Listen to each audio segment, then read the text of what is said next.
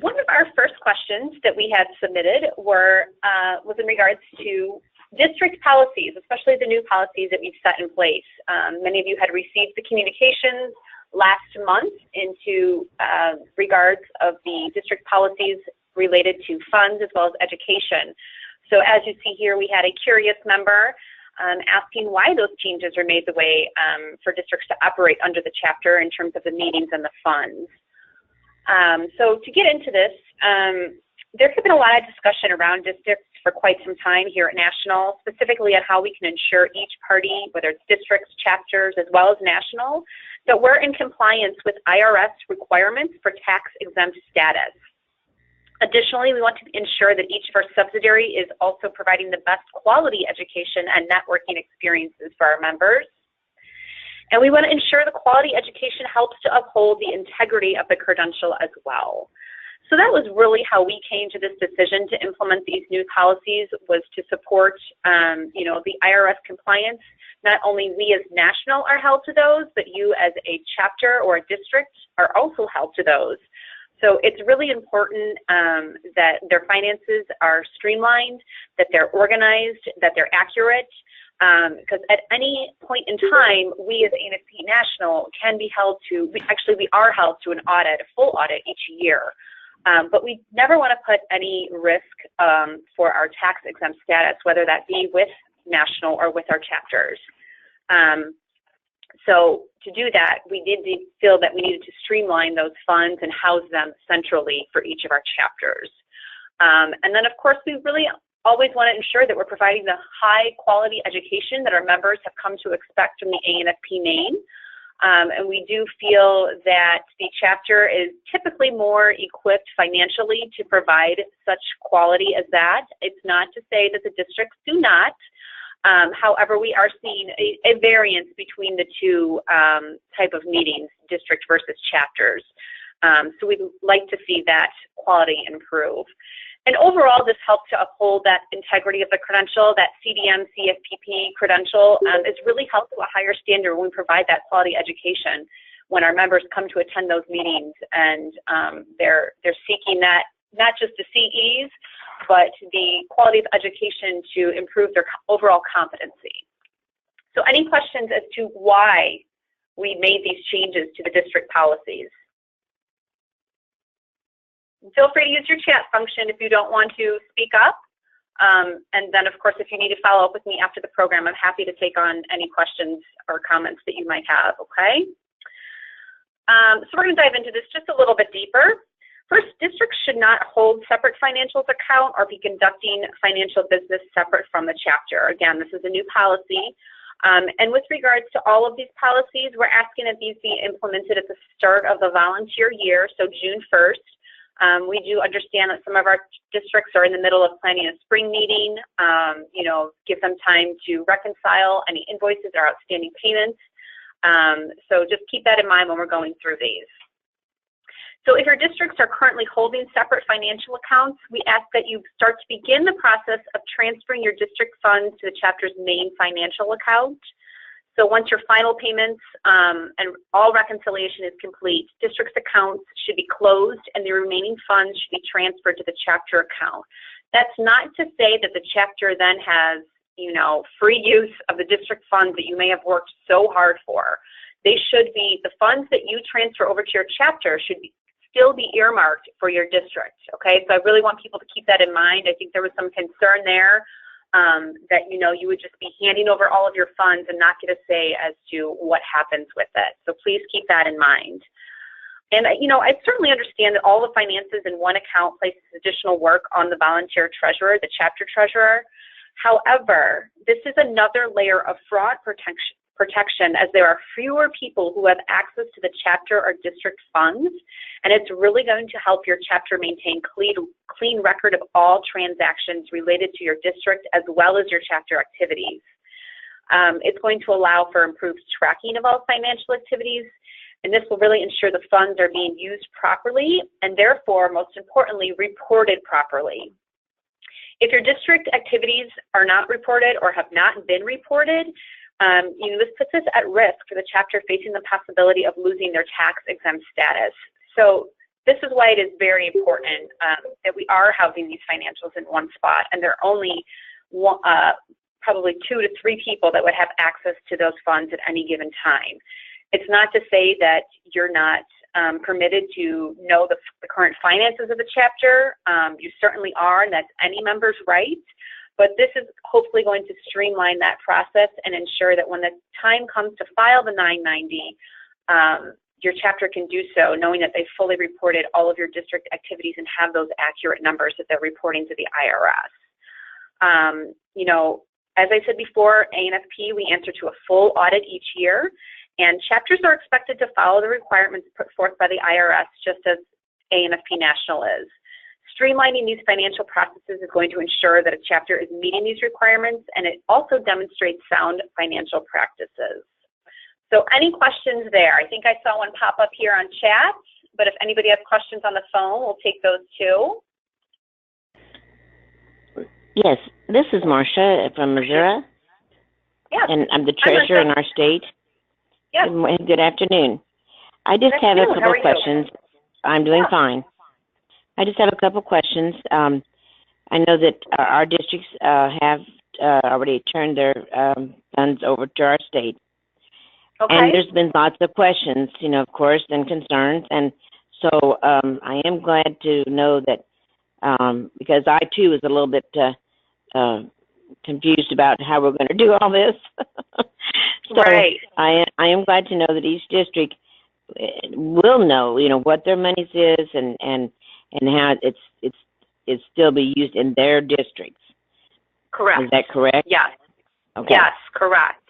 Again, Okay. This is not financial, you know, this is not additional funds for the chapter to do what they want to do, Right. You know, their initiative. Again, it should Right. be earmarked for your district, which is why it's so important that the district has a very clean budget, and we're going to talk about that in just a minute as well. Yes, that was one of my questions too. We did, you know, talk a little bit at our last board meeting, and we'll cover that again in April when we come together as a board, and about them, you know, us working together to get a budget for them, how they need, what their needs were in the past, and things like that, so that they Correct. have the correct operating. But now they'll process that through me. Is that correct, as the treasurer?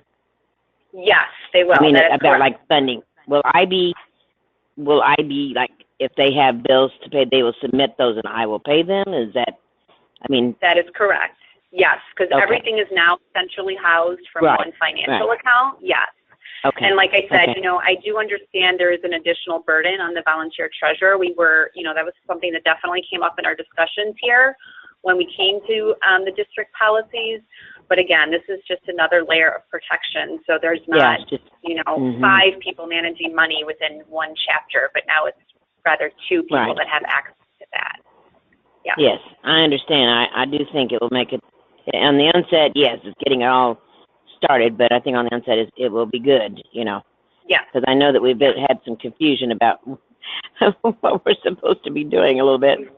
So, Right. Okay, well that we're that talking sounds about good. it today then. Yes. Yeah. Yes. Okay. Thank you. Great. Yeah, no problem. A couple of questions here in chat. What if the district is no longer up and running? So this has happened here and there. What you want to do is get a hold of those funds and get them turned over to the chapter as soon as you can.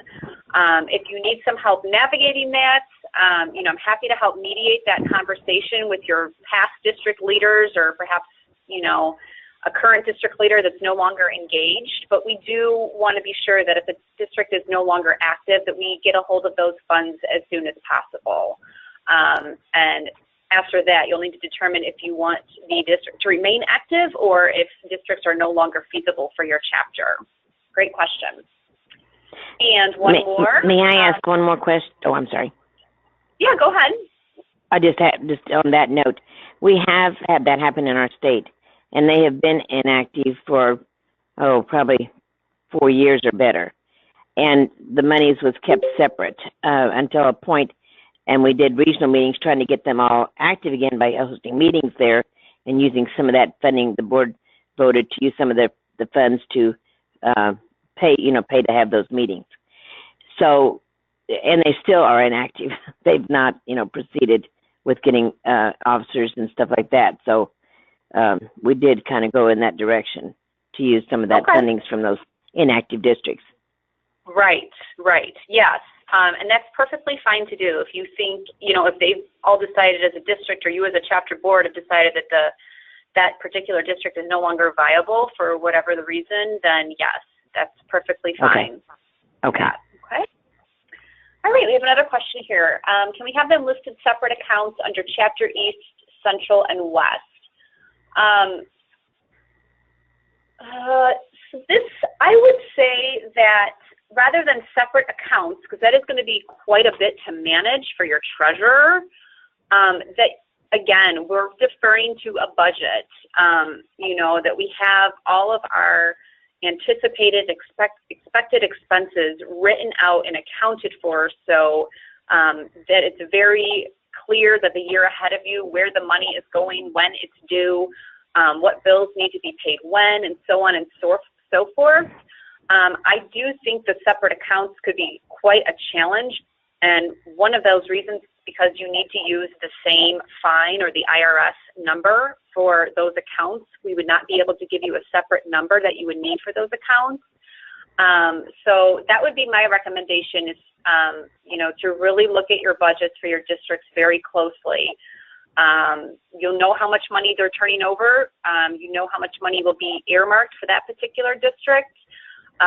Perhaps it's, rather than a separate account, they're separate Excel spreadsheets if that's how you're keeping yours, or separate QuickBook accounts perhaps if that's how you're keeping your financial data organized.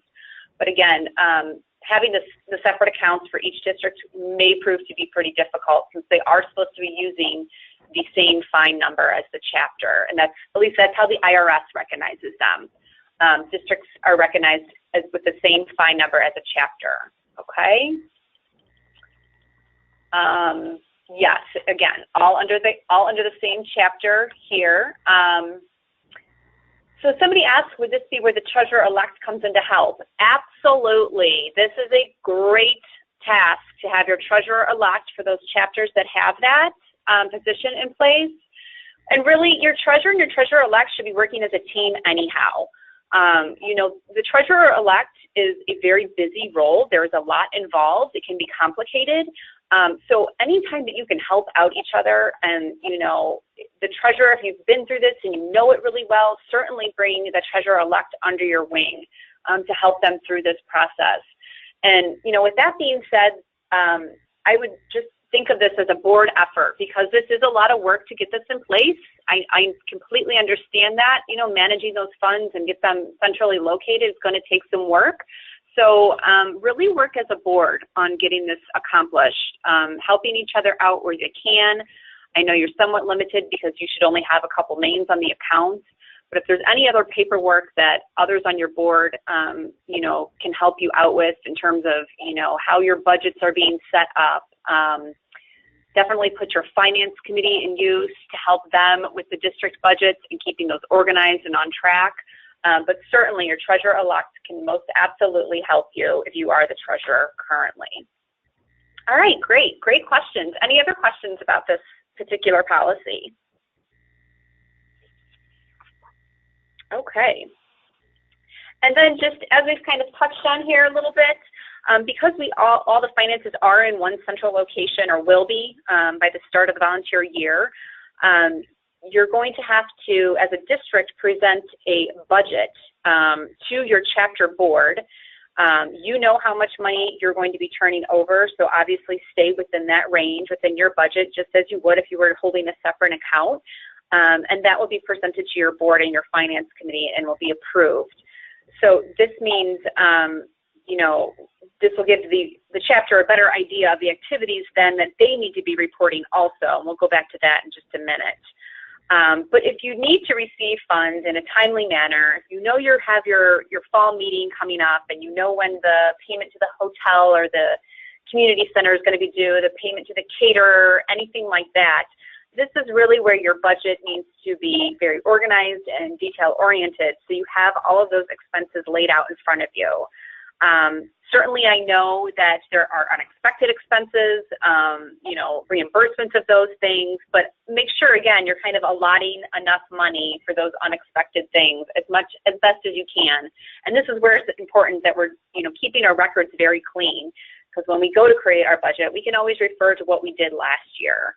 And then once all of this budget's approved, it'll be up to the board treasurer to make the payments or release the funds as necessary. And just a reminder, there is a budget and balance sheet templates, and those are available on ANFP Connect. So, well, I certainly hope that everybody's been keeping some sort of formal document for their district budgets. Definitely feel free to use those if you have not in the past. Okay, any questions about that? About pre-approved budgets? No? Okay. Additionally, we've introduced a district activity report a form that all districts should complete each year and return to their chapter board by May 15th. Here on the screen, if you're on the web, signed into the web, you'll see it. This is to ensure the chapter board has a record of all the district activities and can include this information when submitting the 990 each year. You see here, it's a very simple form. It only takes a few minutes to complete. And again, this can be found out on ANFP Connect under Volunteer Resources under Board Governance. So as districts, it's not likely that you're going to have very many activities. So here we're just asking for the activity, the date, the revenue minus the expenses, and the current balance. And again, this is so this can be reported to the 990 as required for your tax exempt status. Okay, another issue that had come to light when we were discussing this, not only with our districts, but with our chapters as well, is how the payments are being made. We definitely understand in this day and age, electronic payments, you know, they're everywhere. You can purchase them, you use your phone to make purchases, you know, if you have that kind of app installed. And obviously they're much more efficient. In some cases, they are the only options. I certainly know with making hotel reservations a lot of times, you know, that is the only option. However, we do recommend when making payments, chapter expenses should be paid for with a check whenever possible. Again, this is just another layer of protection for chapter funds, as most of our chapters do require 2 signatures on a check. And they're usually more easily traced if something goes wrong. So again, we understand you're not always going to have that option. We're just really encouraging to use that form of check payment whenever possible. And certainly when checks are not possible, that if you're using the bank credit or debit card, always, always, always select credit when given the option. And really, depending on your bank, selecting credit can offer additional layers of fraud protection, including stopping unwanted charges. And sometimes with a debit, you don't always have those options. But to get the details of what your bank recommends, again, you need to speak with somebody within your bank where your chapter accounts are housed, okay? And speaking of banks, chapters, whenever possible, should consider using national or even a statewide bank.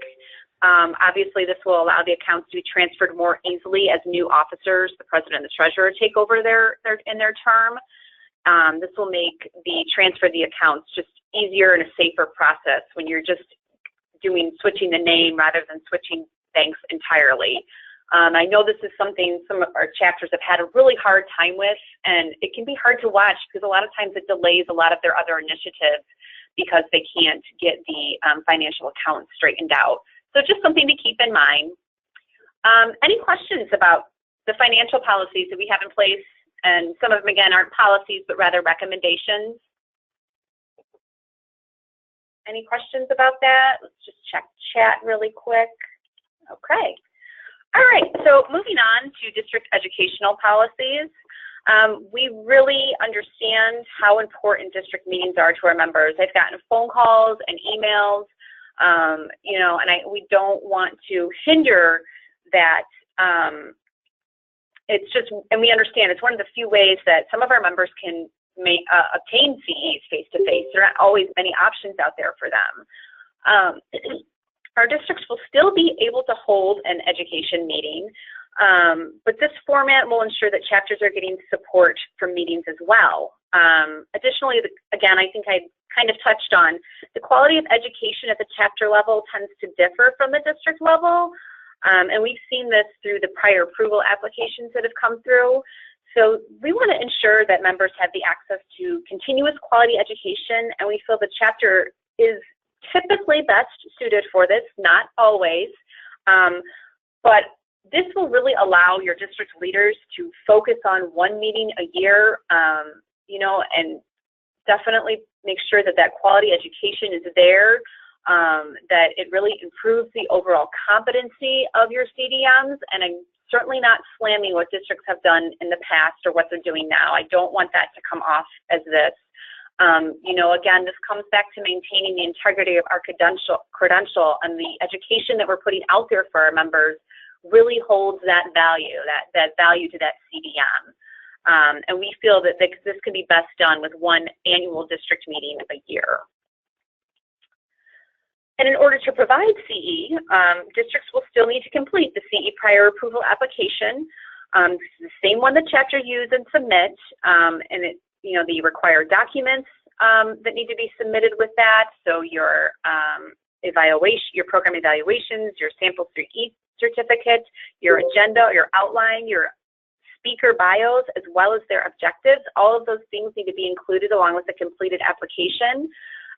Again, we want to ask that you get those in at least 8 weeks prior to your meeting. So same rules apply to districts as they do to chapters. And again, this really will ensure that district education is meeting those same standards as chapter education. Now, we know that many of our members attend the district's meetings because they really enjoy the networking with our other CDMs and our industry partners. That's not just true of district meetings, it's true of chapter, of regional, of ACE. We know how important it is to a lot of our CDMs. So certainly feel free, if district members wish to meet at other times throughout the year, maybe they consider a social event or a strictly networking event that aren't necessarily associated with CE opportunities. You know, the social activities are a great way for districts to continue to provide that opportunity. Maybe it's a service project. We don't want to restrain you from meeting together and getting that networking time that you value so much. So there's some alternative ways to meet that need of your CDMs within your district. And for those that are still seeking the face-to-face CE opportunities, we want to encourage you to consider your local or your national vendors that offer CE opportunities, sometimes within their local offices or facilities nearby. And certainly the online courses are always available, whether they're through ANFP or another vendor. So there's still significant opportunities out there for you to earn that CE without necessarily the second district meeting that maybe your district was providing. All right, any questions about district education?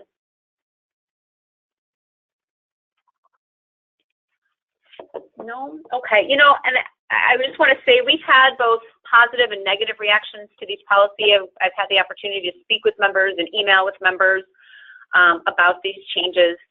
And, you know, with this being said, it's really not our intention to police our chapters and scrutinize everything that you're doing.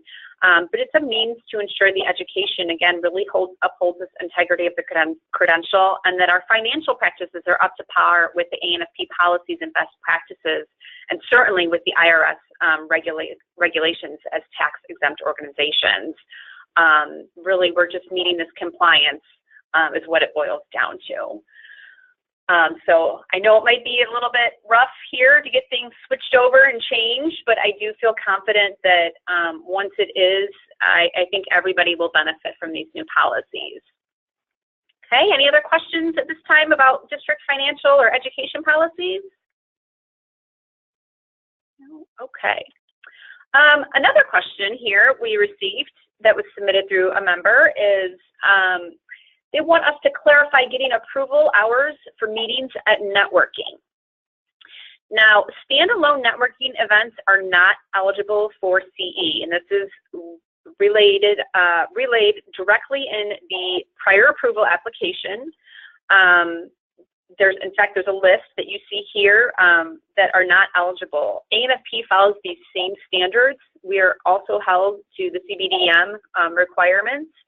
And members attending our national events do not receive credit hours or credit for strictly networking hours, such as a welcome reception. They're not to receive CE for that. Now, to say if you consider networking in the expo or the vendor show, that's going to be considered a food show hour. Yes, you are networking, you're chit-chatting with vendors or other members. That's a little bit different. But for anything like a welcome reception or, you know, perhaps it's called a networking lunch, you will not receive CE for that. And again, this is all clarified within the prior approval application. Any questions about that? No? Okay. All right, we're going to... Excuse me, I have a question. I'm sorry. Yeah. Now, we have in the past at our state meetings offered a networking, but it was conducted as such with having moderators that led that discussion or gave them some things to do hands-on, in other words, as groups, to break up in groups, so that they were sharing their knowledge about either solving problems or things like that. That is still okay, correct? That is, yeah. That's really more of a round table format. Right. Okay. Yeah. And you'll see, you know, we're really trying to, how do I put that? We just want to ensure that, you know, each of these type of interactive, perhaps roundtable format styles, that they still meet objectives in the end, that your attendees are still walking away having learned something.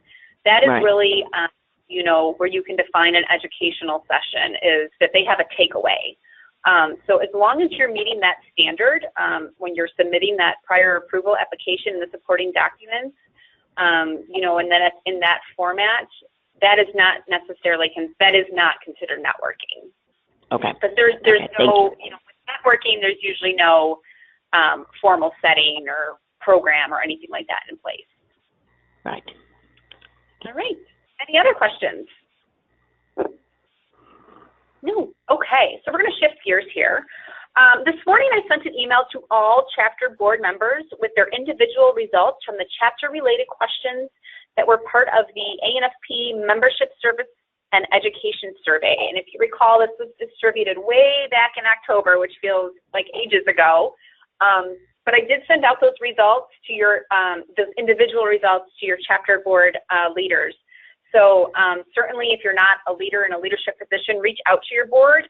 I'm sure they'd be happy to share the results with you. You know, there was anything that was absolutely awful. Certainly there's areas for improvement. But hopefully you've had the few moments to review those. And if not, please take some time to do so. There were only 5 questions within that survey related to chapters. And then definitely take some time, if you're a board leader on the call today, to meet with your board and discuss the results with everyone sitting on your board. And I would hope you could do that maybe the next time you meet, depending on when you're meeting, because then we want to see our chapters take this information and, you know, look at the scores, look at what needs to be improved.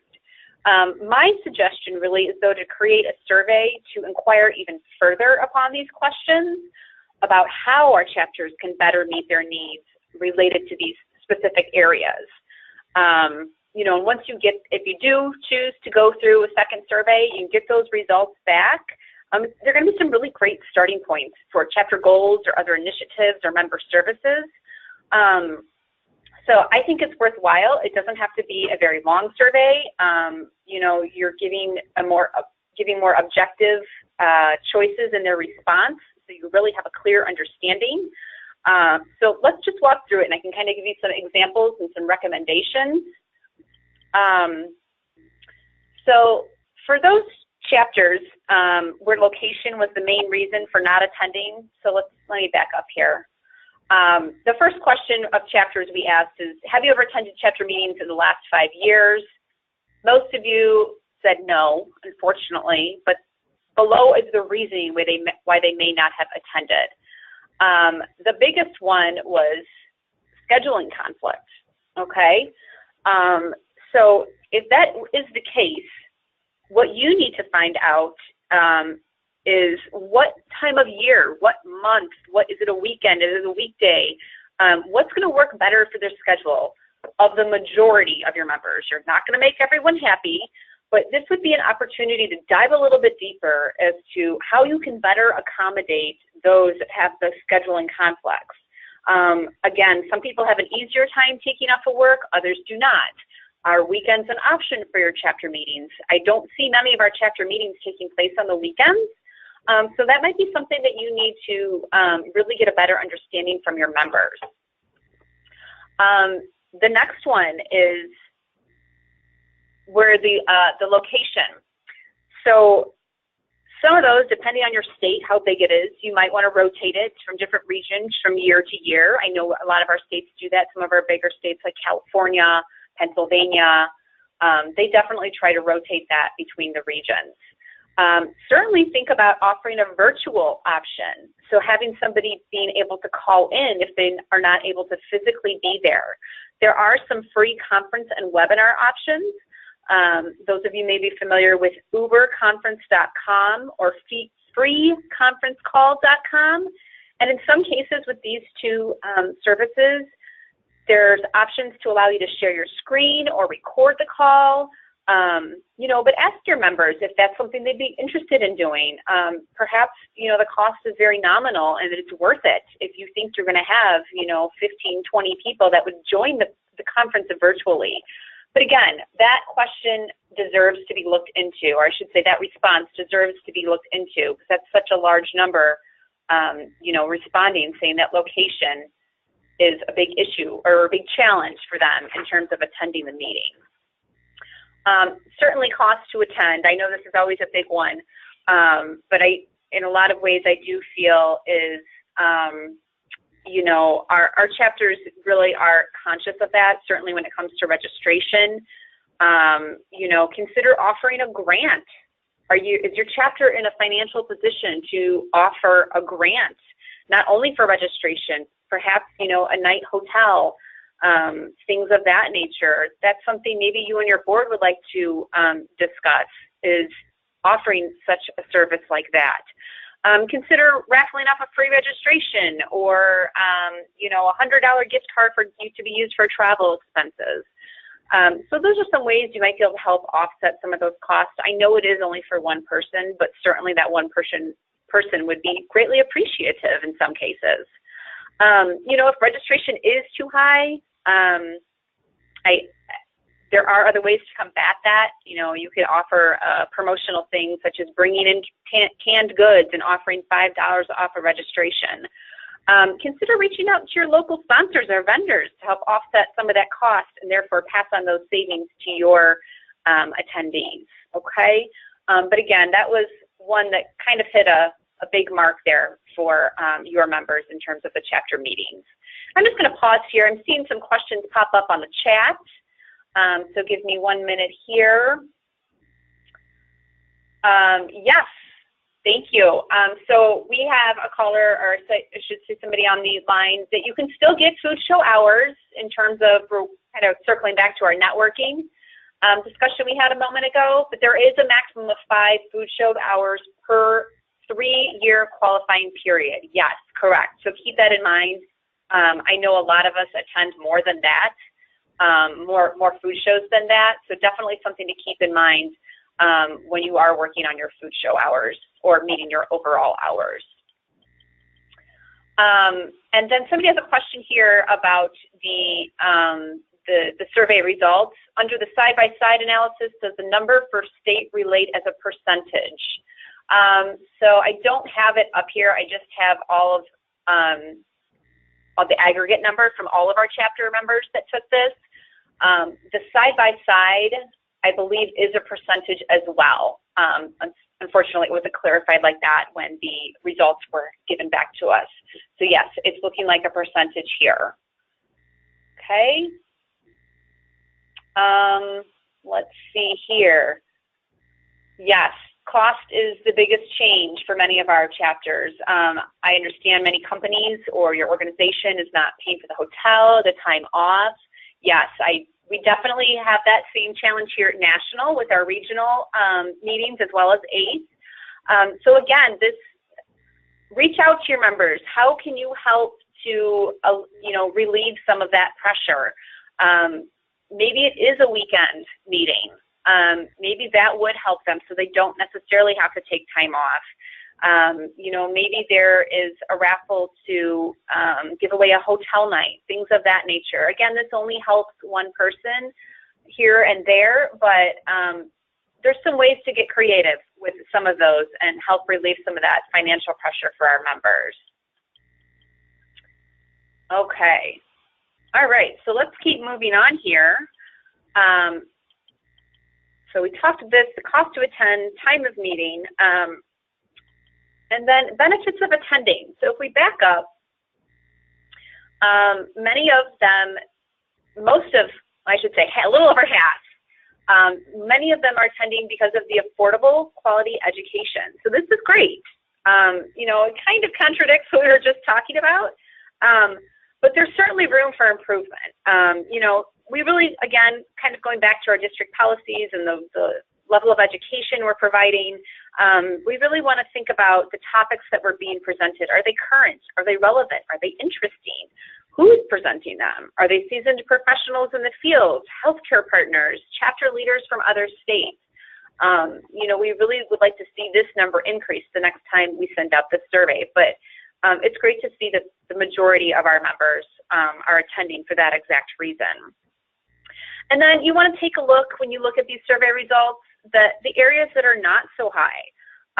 So in terms of volunteer opportunities, meetings are such a great time to get your members engaged. It's hard to get them engaged over the phone. Certainly, I can attest having chapter chats, every other month, and I don't always get a peep out of anybody. So it can be really hard to get your members engaged over the phone. That's why this face-to-face time is the perfect opportunity to approach them about volunteering opportunities.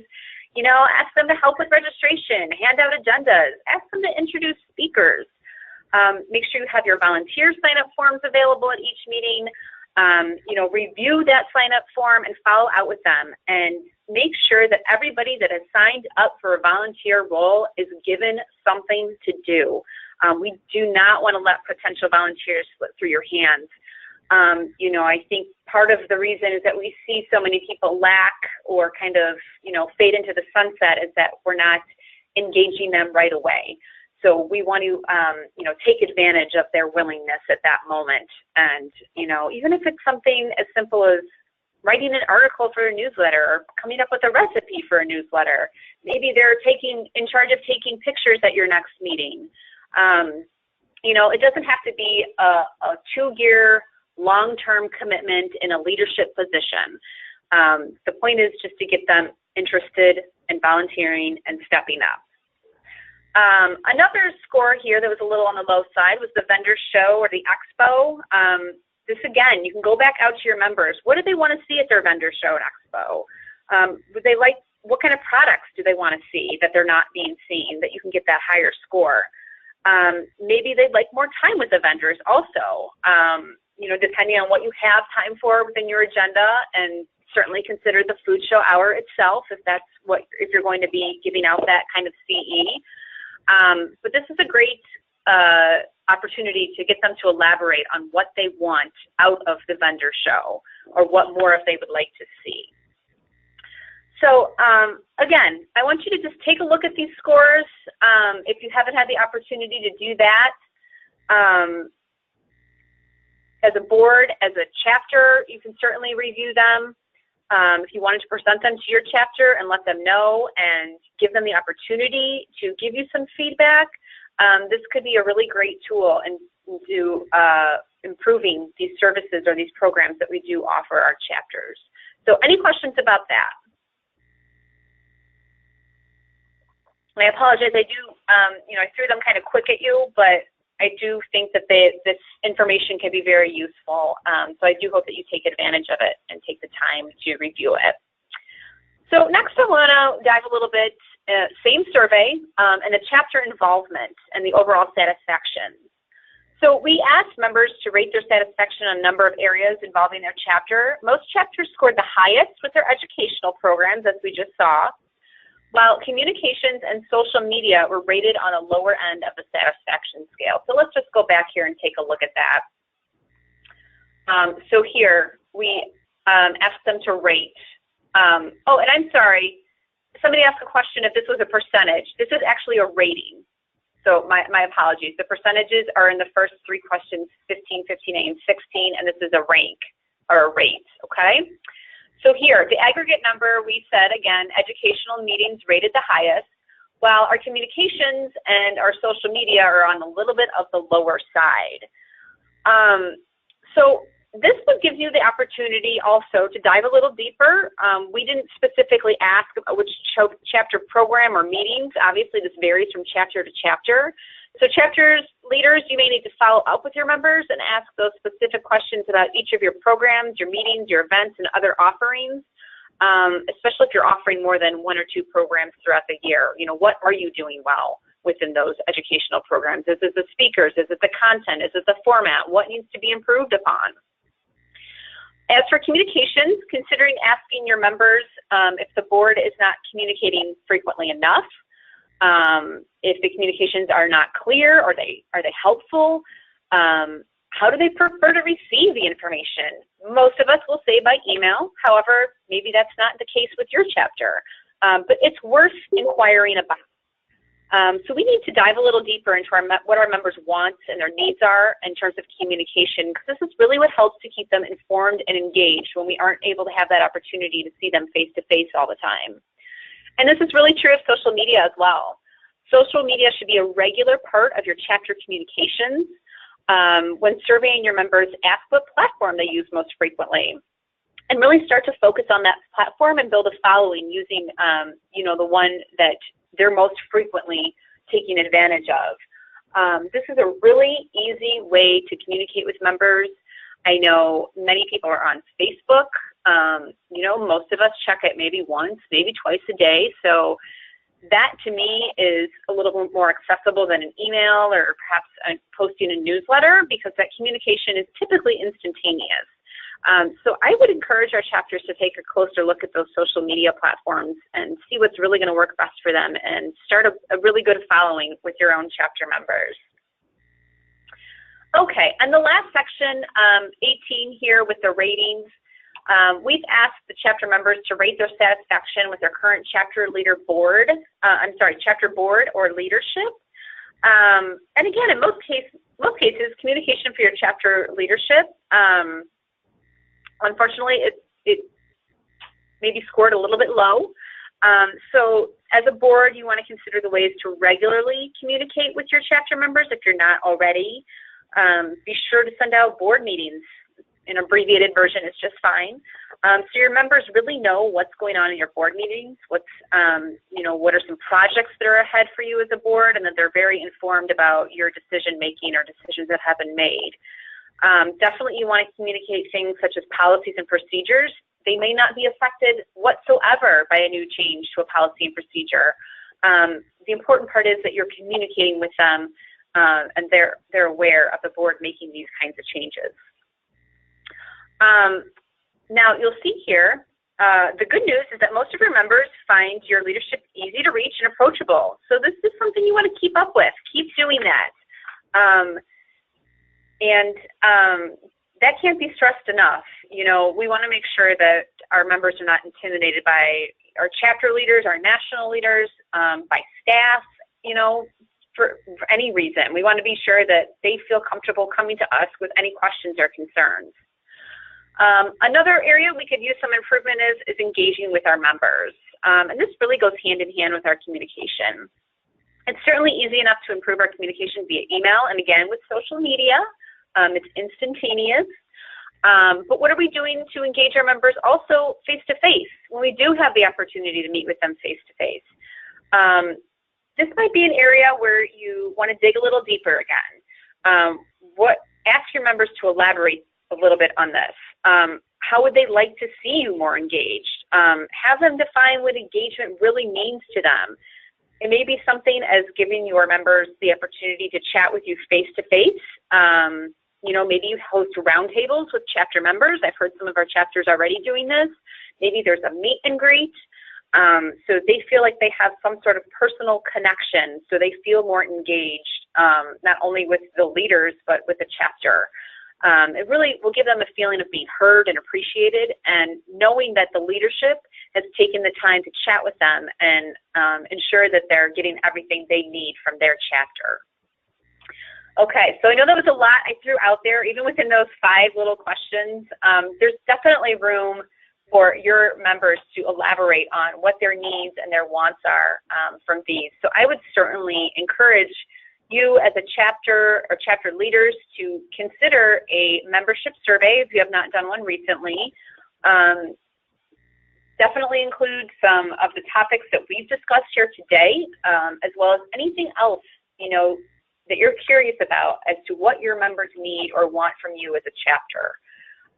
We really can't understand what they need. We can't read minds, so this is a great opportunity for our chapters to really understand that. All right, any questions about anything that we've covered here today? I'll check the chat.